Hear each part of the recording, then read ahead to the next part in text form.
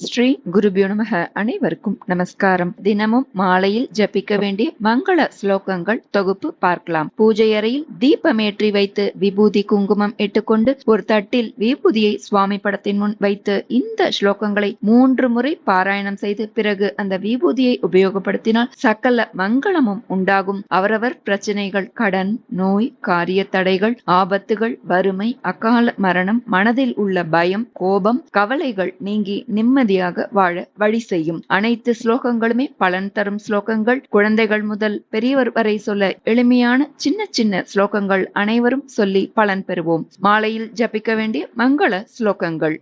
குரு பிரம்மா குரு விஷ்ணு குரு தேவோ மகேஸ்வரக குரு சாக்ஷாத் பரபிரம்மா தஸ்மை ஸ்ரீ குரவே நமக. வாலாம்பிகேஷ வைத்யேஷ பவரோக ஹரேதி ச ஜபேன்னாமத்ரயம் நித்யம் மகாரோக நிவாரணம். நித்யானதான நிரதம் சச்சிதானந்த விக்கிரகம் சர்வரோகஹரம் தேவம் சுப்பிரமண்யமுபாஸ்மஹே. பஞ்சாபகேஷ ஜப்யே ச प्रणतार्ति हरेदि च जपेन्नामत्रयं नित्यं पुनर्जन्म न विद्यते. रक्ष पञ्चनदीनाथ दया सिन्धो महेश्वर अनाथनाथ भक्तानाम् अभयप्रद शङ्कर. सुमीनाक्षी सुन्दरेशौ भक्तकल्पमहीरुदौ दयोरनुग्रह यत्र तत्र शोको न विद्यते. श्रीकण्ठ पार्वतीनाथ तेजिनी पुरनायक आयुर्बलं श्रियं देहि हर मे पातकं हर. गौरी वल्लभ कामारे कालकूट विशासन मामुद्रा पदं बोधे त्रिपुरघ्नान्तकान्तक. गौरीपते नमस्तुभ्यं गंगा चन्द्रकलाधर अशेष क्लेश दुरितं हरा सुमम शङ्कर. महादेवं महेशानं महेश्वरम् उमापतिं महासेन गुरुं वन्दे महाभयनिवारणम्. मृत्युञ्जयाय रुद्राय नीलकण्ठाय शम्भवे अमृतेशाय सर्वाय महादेवाय ते नमः. श्रियः कान्ताय कल्याण निधये निधयेर्तिनां श्रीवेङ्कटनिवासाय श्रीनिवासाय मङ्गलम्.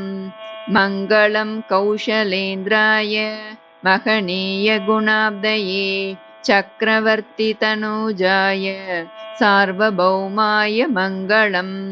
कृष्णः करोतु कल्याणं कंसकुञ्जरी केसरी कालिन्दी जलकल्लोल कोलाहल कुतूहली.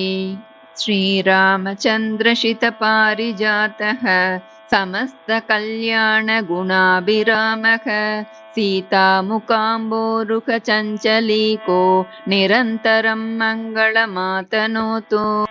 काञ्चनाद्रिनिभाङ्गाय वाञ्छितार्थप्रदायिने अञ्जनाभाग्यरूपाय आञ्जनेयाय मङ्गलम्. पीताम्बरं करविराजितशङ्खचक्रं कौमोदकी सरसिजं करुणासमुद्रं राधासहायमतिसुन्दरमन्दहासं वातालयेशमनिशं हृदि भावयामि. ऋणरोगादिदारिद्र्यपापक्षुदपमृत्युवः भयशोकमनस्तापा नश्यन्तु मम सर्वदा. अन्यथा शरणं नास्ति त्वमेव शरणं मम तस्मात् कारुण्यभावेन रक्ष रक्ष जनार्दन. कायेन वाचा मनसेन्द्रियैर्वा बुद्ध्यात्मना वा प्रकृते स्वभावात् करोमि यद्यत् सकलं परस्मै नारायणायेति समर्पयामि. यदक्षरपदभ्रष्टं मात्राहीनं तु यद्भवेत् तत्सर्वक्षम्यतां देव नारायण नमोऽस्तु ते. विसर्गबिन्दुमात्राणि पदपादाक्षराणि च न्यूनानि चातिरिक्तानि क्षमस्व पुरुषोत्तम. श्रीगुरुभ्यो नमः. हरिः ओम्. அனைவரும் இந்த ஸ்லோகங்களை பாராயணம் செய்து பலன் பெறவும், இதனால் பயன்பெற்றவர்கள் இதை பகிரவும். நல்லதே நடக்கும். நமஸ்காரம்.